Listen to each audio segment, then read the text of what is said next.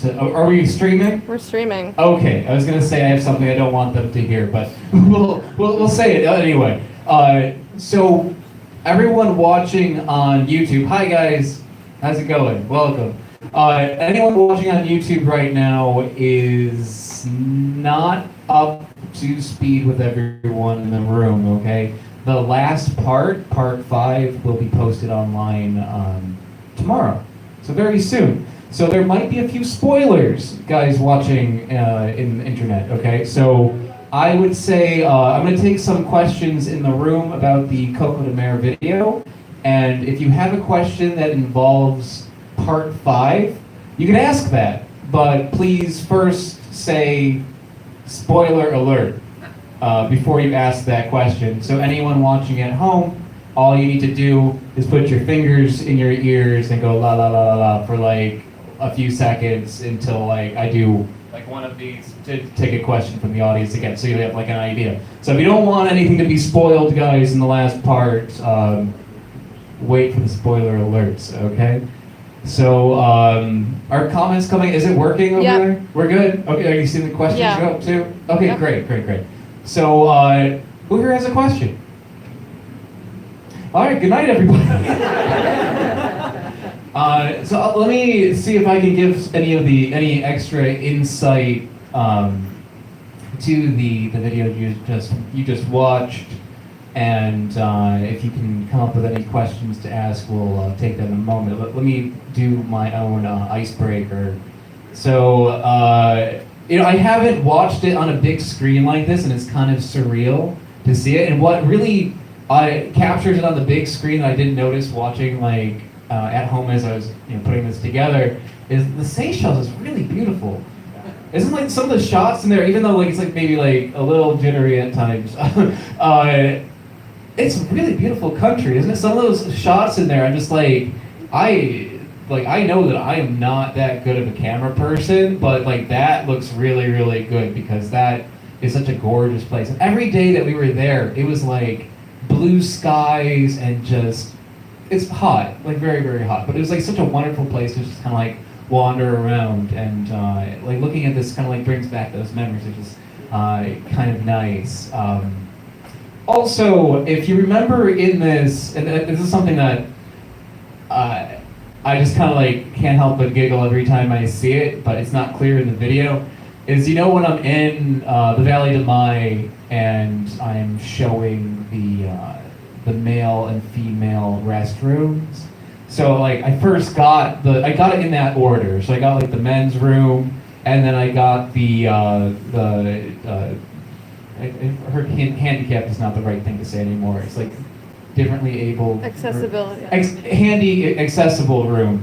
I took that, and then I was like, where is the women's room? I want to get a picture of it. So it was actually on the other side to give people like some privacy, I guess. So I like went over there to like film, and as I was filming that door opens, and this woman sees me with a camera pointed at her face, and she's just like, I have never gotten like such a stink eye in my entire life as that moment. So like every time I see that, I'm like. So yeah, I did include her in the video. I figured she wouldn't appreciate it, but I do have that footage, guys, and it is epic. Okay, anyone come up with any questions? You got one? Yes. What's the local cuisine like in the Seychelles? What is the local cuisine like in the Seychelles? I'm sure it's actually really, really good, but unfortunately, it is a very touristy place, and most of the people that visit the Seychelles are coming in on cruise ships. So if you ever travel to like a port town, the kind of food you get if you go to a restaurant is going to be like really expensive, no spices, and kind of crappy. That was our experience. I'm sure that the local cuisine that people actually make in their homes is really good, but the majority of the time we were out eating at restaurants, so you go there and it was just like it was like Western cuisine. So we get like French fries and ketchup, tomato soup. We're vegetarians, like both Steven and I. So we're even more limited in what we can eat. So imagine going to like a fancy restaurant and having to pick off like from the side menu. That's what we ate. Yeah, not the best. The fruit, well, actually, I was gonna say the fruit is much better. Also, kind of like in the same sort of tune, if you go to a supermarket there, fruit's terrible. There's all we found was like oranges and carrots and like some crappy tomatoes. It was like subpar supermarket produce at supermarkets there.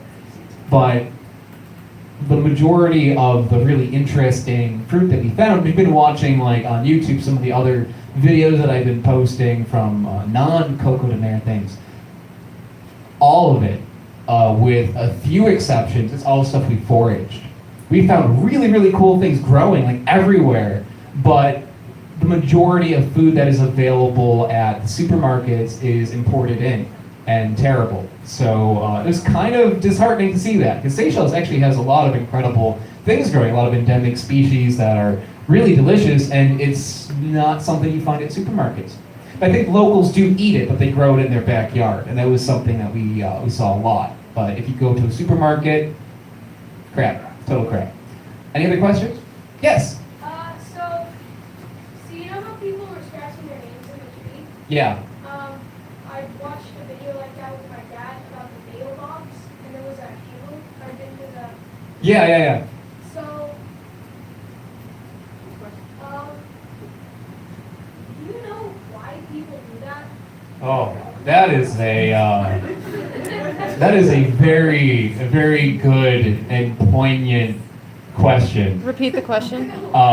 So for those that didn't hear that at home, he said that the Coco de Mer, he was commenting about the Coco de Mer trees and how people scratch their names on it, and that I also went to the Avenue of the Baobabs in Madagascar, and people carve their names in those trees, and noticed that there is a similarity of people going to beautiful places and putting their name on trees, and why people do that, why I think people do that. And how old are you? 13? 13, okay. You're too young for me to use the word I would like to be using right now. Just say messed up. They are messed up. I was going to use a word that has two syllables. One starts with an A, the other one starts with an H.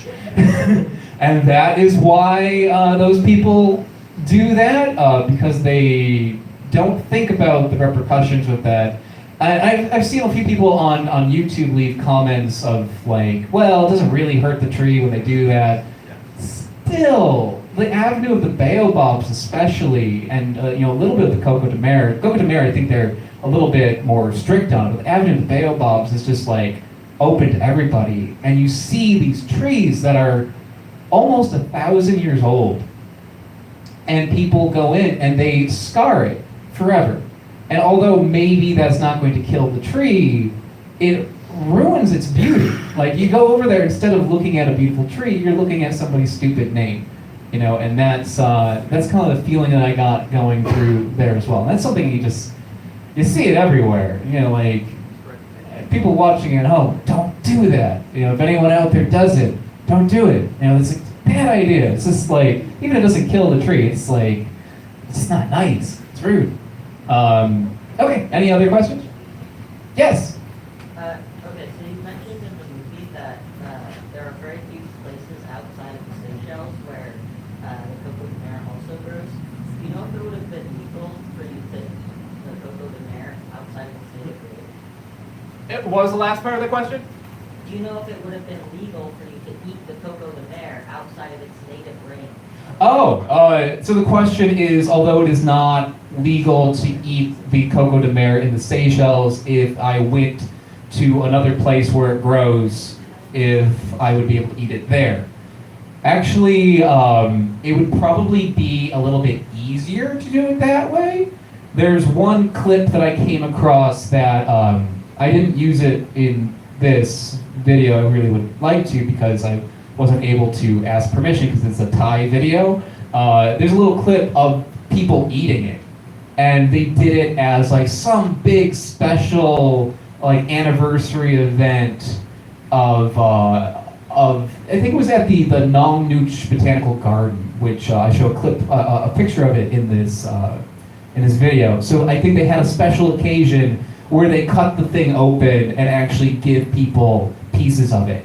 So it's been done. Like people do, it has happened throughout time. But as far as the Seychelles goes, it seemed like maybe if you had just the right kind of documentary crew with enough money, and then maybe you could do it. But it's something that is, as you can see from the video, it would be not beneficial to do that, because you can see like how bad the poaching really is there, with people picking up the husks and everything. So that would encourage people to do that. So they're very, very touchy about offering people the opportunity to eat it.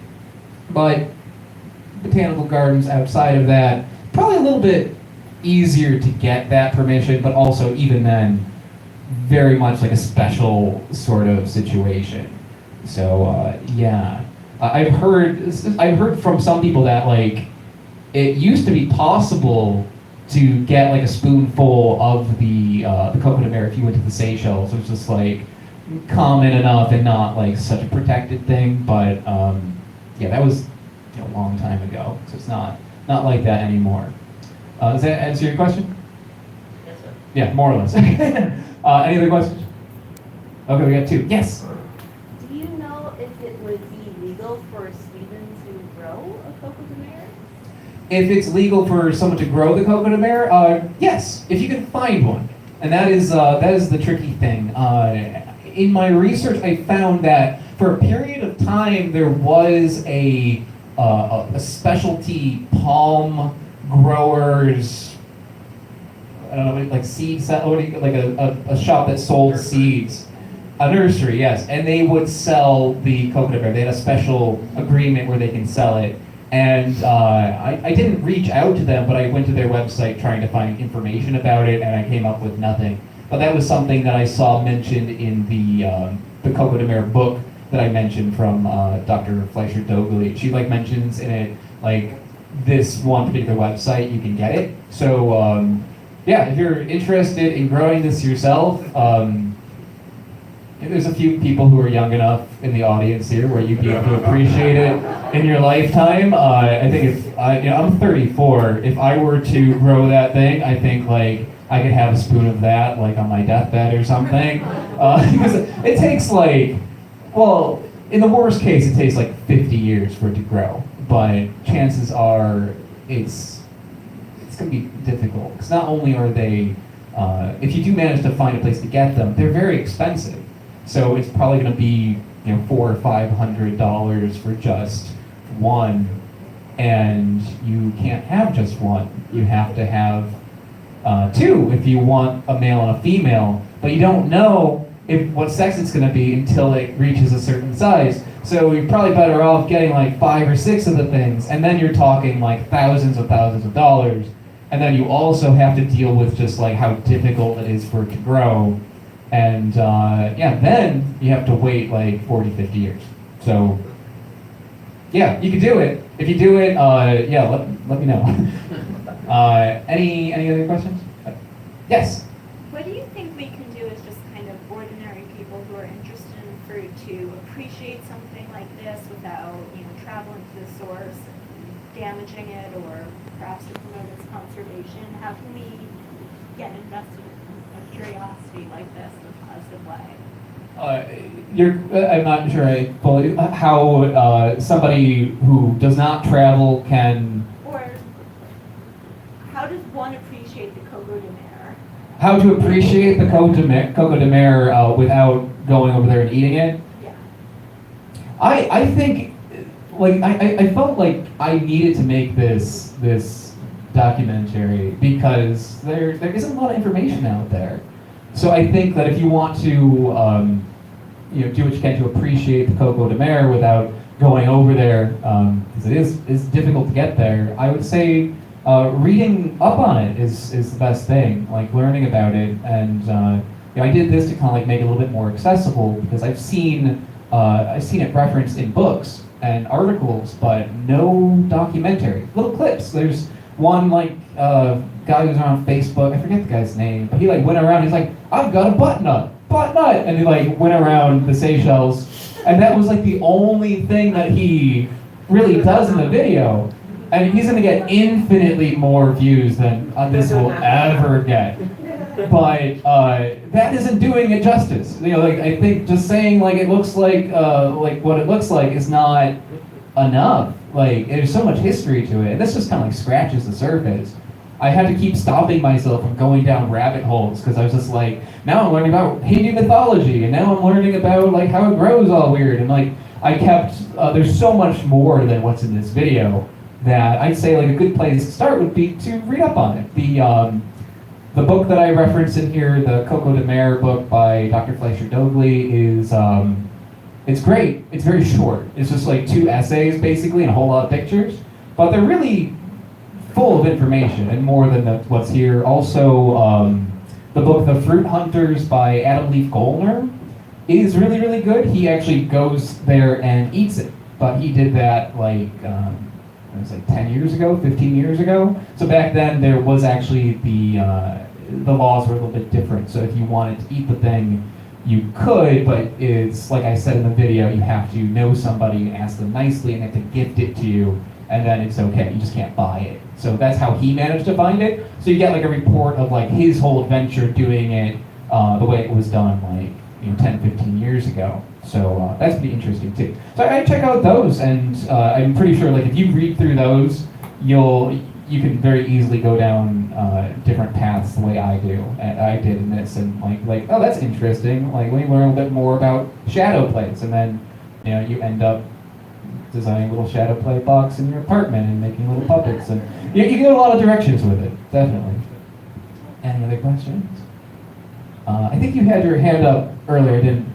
Sure. So we saw the flower on the male tree. Yes. We saw the lizard. But where did the lizard end up actually going on the female tree? That is a good question. The question from the internet is: we saw the lizard go on the male flowers, and we didn't see the lizard go on the female flowers. So how does it get over there? There are no female flowers. I didn't see that. Yeah, there are. Like it's a little bit confusing. Because when I was filming this, I wasn't actually fully aware of like what I was looking at. So it's something I learned as going forward. Like yeah, there's a female flower are those like little cabbage-looking things. So they look kind of like if you had a Coco de Mer that was like super underdeveloped. That is the flower, I believe. So the geckos, I guess. It's not entirely certain how it happens, at least not in the research that I was doing. Like when I was coming up in articles, is that it was kind of an uncertainty. But one theory is that the lizards they go and they like lick those flowers and they kind of like go all over them, and that helps disperse them by the wind, and they go over and hit the female ones. That was one thing I heard, and. Some people say that they just like go over there, but they're not. I don't think the geckos are as attracted to the female one, which makes me think it's not like a bee that would bring pollen from one to the other, but it may actually just aid wind dispersal. That's kind of what I got from it, but it was like a little bit confusing from the different resources I had. Exactly, but that's pretty. I'm pretty sure that's how it works. Yes. Do you feel they have the poaching under control, or is that still a challenge? The question was if they have the poaching under control or if it's still a problem. They definitely have been making efforts to combat the poaching issue. Like when I was there, I mean, I saw signs everywhere about it, and just the fact, like me asking around, people were like very standoffish about it. I think that if you were to go like 15 years ago, it would be a little bit different. And what I saw in Adam Leaf Goldner's book, where he went there, back when you could just ask somebody nicely, he had, I feel like a much different experience than me. He wasn't hit with as much negativity towards it. So I think that is a reflection of people really pushing that. The increase in the the fines, I think, tells volumes. Where it used to be cheaper, the fine is less than the cost of the fruit. So if you go to like the souvenir shops, you'd be buying one for like $400, $500, and the fine for getting caught poaching was 300 something. So if somebody is selling it, like they're not going to lose much money if they get caught. That's how it used to be. And just not too long ago, just like a few years ago, they jacked that up to a maximum of, it was like, what, like 38,000, like 100 times more expensive if you get caught poaching. So now, like, they're getting serious over there, like, and you know, it's not taken as lightly.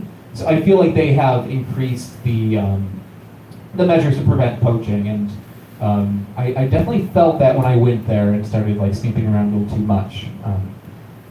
Any other questions? Yes. You showed the ball and socket where the base of the tree, so it's like a socket. Yes. Is that a common strategy for like different trees in Seychelles, or is that so unique to the Coco del Mar? It is the ball and socket joint way that the tree can sway. Is that common in other plants in Seychelles? Yeah. I don't know. Other palm trees do have that. Other palm trees do it? Yeah. Okay. Yeah, I don't grow plants, so I'm not a big plant expert. I'm more of a plant nerd. So I'm not so familiar. So not all palm trees do, but some do? There's a palm called the cabbage palm in Florida that Yes. has that same structure, and the cabbage is harvested to make part of palm. And so, that's the same. Like when hurricanes hit, the palm can like sway with the wind. Interesting. So he's saying the cabbage palm, which is one that it grows in the U.S., is one that will also do that. But it's not everyone. So like a coconut tree doesn't have that. I'm not sure about a regular coconut tree. I know that other palms. I'm not actually sure. I know for a fact the cabbage has a really pronounced one, and you'll see just like how when you film that stump, you'll see that around Florida. Okay. Yeah. So that kind of like hollowed out stump with the holes is also something you'll see with other plants as well. Well, I learned something. Thank you for for answering my question as well. Anybody else? Yes. So this is a pretty light question. How many takes do you have to go through to get the globe spinning shot? Were you really disappointed at the Seychelles? Okay. Really, yeah. How many takes did it take for me to spin the Spin it thing around and just put my finger on it and Yeah. hit on the Seychelles? It was killing me the entire documentary. Like I had to. Do you want me to ruin the magic for you? Yeah. Okay. It took a lot of takes, but I cheated. Okay, so I did that a lot. It probably took me like 30 minutes, but yeah, you got it. I reversed it. So I put my finger on the Seychelles first, and then I had my hand behind it. So I spun it with one hand, like out of shot, so you couldn't see it, and I had my other finger here. And instead of going in, I pulled out. And then I reversed it, it looks like I'm doing it like that. I guess a better question is, how long did it take for you to think about doing it in reverse? Did you try to do it the real way first? Next question. Someone was raising their hand over here. Yes, sir. Can you think of somewhere in New York where you can buy a young coconut? Somewhere in New York where you can buy a young coconut. Yeah, I think Chinatown would probably be the best way. Or Yeah. I've seen like the green coconut, but they look fairly ripe. Because like as spoiler alert, if you see there, like people are saying that the Coco de Mer tastes very, very similar to a young coconut or green coconut. So before it's like fully developed and it's kind of jelly-like inside, that is what Coco de Mer tastes like. Very, very similar to that. And 3 people said that, so I think that's pretty much like what it's going to taste like. So if you want to try the Coco de Mer, that's the best way to get an idea of what it tastes like. So I would say, yeah, if you hunt around Chinatown, you'll see like the green coconuts around. Try to find a small one. Maybe you'll get lucky. But I say like another thing that would probably be even easier to do, but maybe a little less fresh, is the other one that tastes just like it is the toddy palm. So toddy palm is a closer relative to the Coco de Mer. It's the Brassus genus. So that is a little bit closer to the same ancestor as the Coco de Mer. So if you try toddy palm, that is also fairly similar to that flavor. It tastes also a little bit like tender coconut. So it's like coconut, but less coconut flavor, like it's got jelly texture. And that is one that you can get in a tin. You can get canned toddy palm at any Asian supermarket has it. So that one's pretty easy to find. I want to take a moment to see if anyone out in internet land has a question. Nobody's watching. Well, no, they're watching. Okay. There was some questions about if you were going to try to grow them, which you answered, or if you ate it. And They haven't seen the last part. Yeah, someone keeps asking the same question. Maybe they'll ask questions now that you've asked them. Okay. And What's your was there favorite any plant family? plant family? Yeah, favorite. What is my favorite plant family? Yes. That is a good question. They also want to know why you live in New York and not Hawaii, just saying. Those are both good questions. My favorite plant family, my favorite plant genus is the Garcinia. Like Garcinia fruits are like amazing. Let's be like purple mangosteen is like that. There's also the acha-cha fruit is in there. And just like consistently every Garcinia I've had has either been like delicious or really interesting. So it's my favorite in like so many different ways. So definitely that's my favorite genus. And I don't know what family that is in, but that's the one. That's the family that I like the best. And why live in New York City instead of Hawaii? Well, this is not my job. I'm an entertainer. I'm a contortionist, and it's very convenient to live in New York City and travel around and go to gigs that way. I can hop on a plane very easily and get around. If you're in Hawaii, you're kind of limited to only performing in Hawaii. And since that is like what I do, it just makes more sense to live in a hub like New York. Also, the pizza. Gotta love New York City pizza. Not saying anything against Hawaiian pizza. That's not what I'm saying. Please don't demonetize me and unsubscribe or whatever. Not saying anything about Hawaiian pizza. Fruit on anything is great. That's fine. But New York City pizza, you can't. It's not the same anywhere else. You gotta have it here. Bagels too. All right, I'm gonna combine two more questions. Is there any fruit unexplored for you? And a similar question was, what's the fruit you're looking forward to trying next? Ooh. Okay. What was the first part? Any fruit left unexplored. Any fruit left unexplored? Yes. Lots and lots of things are unexplored. There's like, it's somewhere between 70,000 and 80,000 edible fruit species out there is the estimate I've heard. So I've tried like 400 or 500. I've hardly made a scratch. So there's lots and lots more. And the next big epic video, there's a few big ones coming up. To give a couple of minor spoiler alerts to everybody, I went to Jamaica. That's coming up soon. And in Jamaica, the coolest thing there, that's part of the cuisine, is ackee, which is really, really cool one. I showed a little bit of a clip of that in this video. And also I went to Finland, where I tried the cloudberry. And that one is also a pretty big one.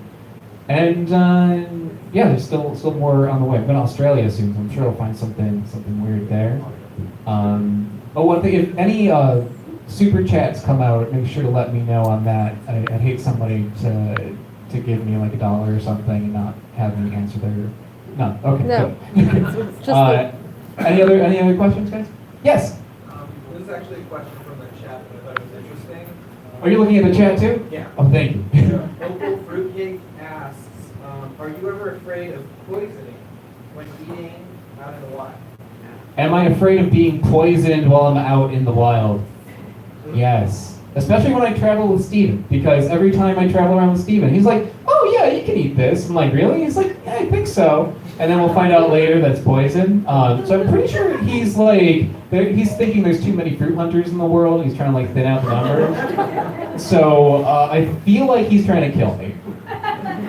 So I'm kind of like on my guard with that. But one thing that kind of gives me comfort is there's only so many fruits out there that you'll just drop dead if you eat it. Okay, more likely you're going to get very, very ill. You know, there's a few out there. Deadly nightshade is one. If you eat one of those, probably gonna die or get at least like very, very ill. The manchineel is one. Am I gonna do that video? Yes, I'm gonna do that video. You can do one where you don't eat it. Yes, yes. The fact that I'm standing before you is a sign that I did find the manchineel, and no, I did not eat it. But I did do a review on that. That's gonna come up in the Jamaica videos. But besides that, there's not too many that will like just like drop dead kill you. So I feel if I'm super cautious about something, I'll take a little bite of it and try it, like a little bit, and kind of take my chances. The closest call I got to eating something that was very dangerous was I had raw, unripe ume, which in Japan, like they pickle it, they like salt it and pickle it, and you can eat that. But and people were selling it at market, so you can like take it and make the pickles. So I'm like, oh great, I can try the pickles and also try it raw to see what it's like. And then I was like doing some research and came across like these like sayings, these Japanese sayings of like how the ume has a seed that monsters live inside and stuff like that, and you have to prepare it. Like there's like actual like moralistic stories around the ume on how you specifically should not be eating it unripe because it is really, really dangerous to do that. Yeah, so I ate that one. But it's again, I ate like a little bite of it, but no, probably. I didn't get sick, no, but when I ate a little bit of it, I was like, okay, I shouldn't have done that. I'm not sure how we're doing on time here. I don't know what time. We've had a 32-minute live video. We have a 32-minute live video? Q&A, yeah. Okay, so I think we got maybe a few more minutes. I could take maybe like Yeah. 2 more from you guys, maybe 2 more from the audience, and we'll call it a night. Yes? This is also stolen from the chat. Yes. Do you have any allergies to fruits? Do I have any allergies to fruit? No. Or vegetables? Or vegetables? I don't think so. I mean, it's sometimes hard to tell, you know, but because I'm eating like so many weird things, like sometimes someone might just have a reaction to that thing in general. But I can't think of like any time I've had like a really negative reaction to eating fruit. The worst reaction I got to eating fruit was I had a soursop once in India, and I don't think it was the soursop itself, but that I wasn't really cautious cutting it, and I think I transferred whatever was on the outside to the center, and that gave me horrible food poisoning. That was awful. Food poisoning in an Indian airport is the closest to hell that you can get without going there. And also in Berlin, I decided to do an apple comparison, but I was only there for like 12 hours or something. So I ate like 8 apples in 12 hours, and that is a bad idea. Don't do that. Too much fiber in apples. Yes. Your mom has a question. Yes. So we know that the tree takes forever to grow, obviously, to be able to bear fruit. But have they made any attempts to transplant the trees to another island to help preserve them? The question is, specifically in the Seychelles, Yes. if the Seychelles has taken efforts to take the Coco de Mer and put it on other islands to help preserve it. Well, I think they have. There are a few islands that have the Coco de Mer growing on it.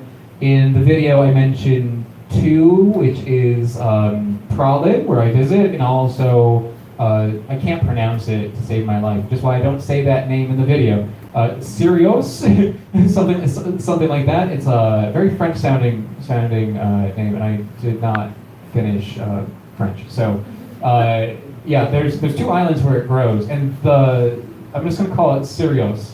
That one is a nature reserve, and I think those are all like wild also. Like they're just like letting those things like propagate like on their own, if I remember correctly. And you can go there, but it's less popular than probably. It's harder to get to.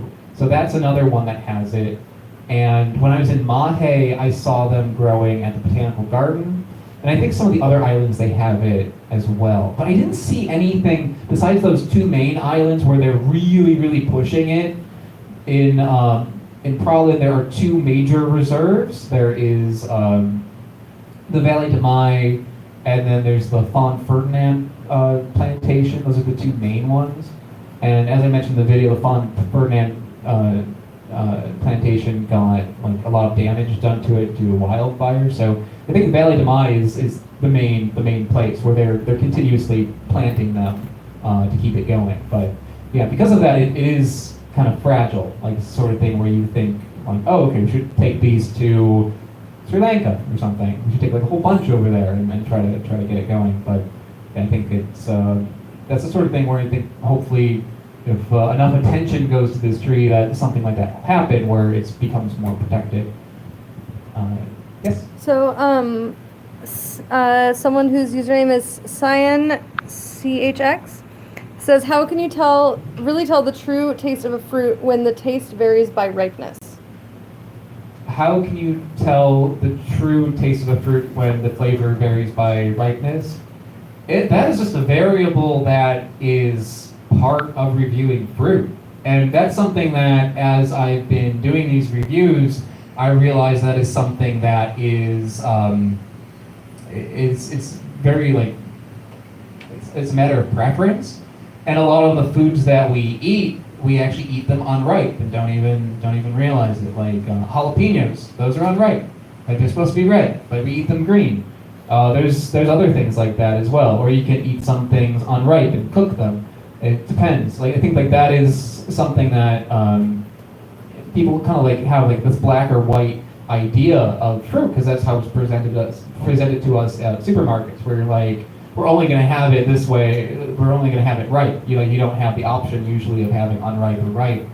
But you can use unripe things. You could use things that are like more ripe, and sometimes that line is like super varied. Back in the little tasting table that I have over there, where everyone here has gotten a chance to try that. I'm sorry, guys, watching from home, you missed out. They want to know what's on it. They want to know what's on the tasting table. Well, we were very kindly sponsored by MiamiFruit.org. Check out MiamiFruit.org, guys. They sent tamarillos, a couple different kinds of dragon fruit, sprouted coconut, passion fruit, longans, cacao. Am I missing anything? Fancy banana. Fancy bananas, yes. Yeah, there's a lot of sugar apples, a lot of really interesting things out there. Well, one of the things that they sent was what is referred to as a dual-purpose banana. I believe it's a Saba banana is the variety. And that's one where you can eat it raw, but you can also cook it.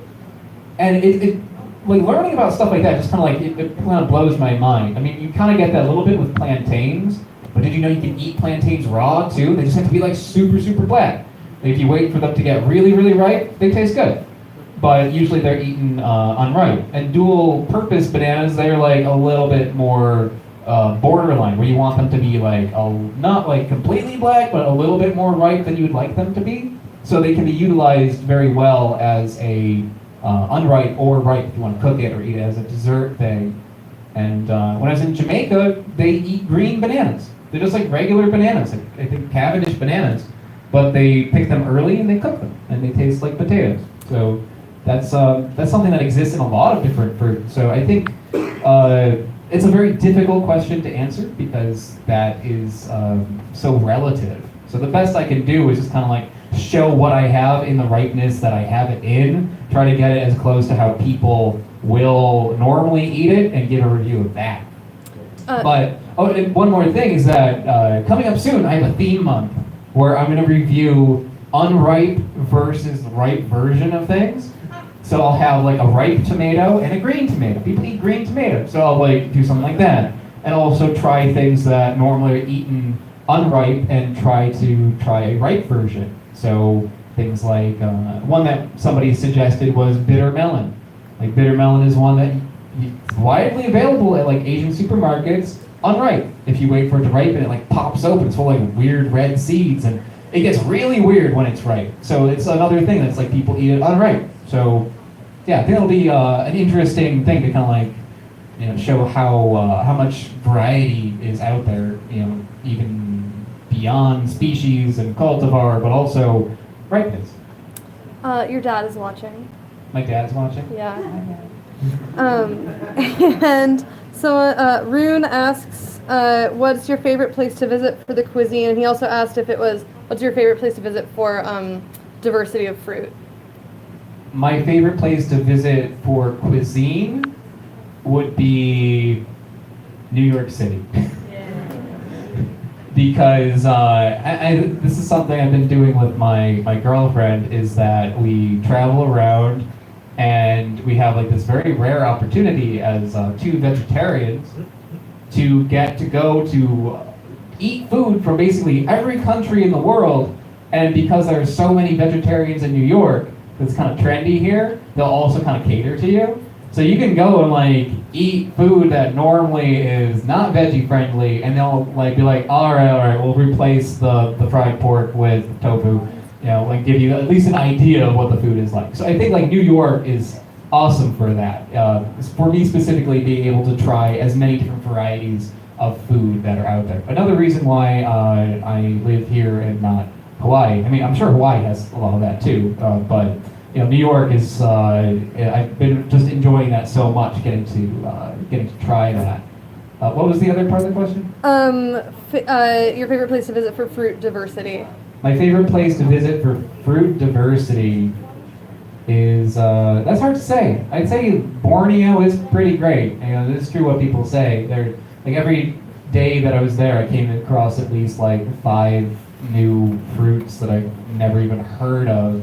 So Borneo was great. That was probably my best, the best for me on one of my trips. But also the Amazon was great. Going to the Amazon was great. And even like I went to Finland. There's just like all these berries. Like there's fruit everywhere. Like there's so much diversity out there. I think you can plunk a person down like any country, and you're gonna find things that you're not gonna find anywhere else. But most impressive to me would probably be like either Borneo or when I went to the Bolivian Amazon. Those are really eye-opening. Okay, I'm gonna take one more question from the live audience, unless there's a super chat over there. Nope. Okay, and then we're gonna call it a night. I'll hang out a little bit if anyone else wants to come up and hang out, talk to me. I'll be hanging out until we're closing up here, but we'll stop the live stream soon at least. And take one more question if there's one out here. Yes. What was the most interesting food you had in China? The most interesting fruit that I had in China. Oh man. That's a good question, because like China to me is kind of a special place because it is somewhere that I'm nostalgic about, because I went to a circus school there. And when I went to the circus school there, it was like long before I was making these videos. That was like 2010. I started doing this in like 2013, so it was a few years before that. I was already like a fruit nerd. I was already doing that. And I just can't match the excitement of my first day there and like going into a market, like a fruit market, and just being like, I don't know what this stuff is and I want it. And I think the one that got me the most was maybe snake fruit. Like, I saw snake fruit for the first time. I'm like, I had no idea it existed. Like, I was aware of rose apples, I was aware of jackfruit, but the snake fruit was like so bizarre to me. Just like having like snake skin on it and being kind of like garlic in appearance, and it tastes like bitter pineapple. It was like so bizarre. that one is one that kind of like sits with me nostalgically. But since then, I found so many things there. It's hard to really say. Some of my favorite fruits are there, like the Atamoya I had there for the first time, which is really good. The Yang Mei was really good. The strawberry tree fruit, that's a really good one. There's so many, and I think like China in particular, I've been there like a few times now, and every time I go there, I find something great. But I think I always think back to that snake fruit that I had way back when. Good question. And thank you so much, everybody, for coming out to the event. And I hope you enjoyed this very special video of the Coco Command. A reminder to everyone, this is a free event that is supported by donations. Albo and I have been taking donations, and so anyone who enjoyed the film and wants to give even a small amount of money, it helps to keep the channel going and support the great work that Jared is doing. And also, if you want to give a larger amount of money, we do still have t-shirts in every size in both men's and women's styles for $20 a piece. There are tote bags.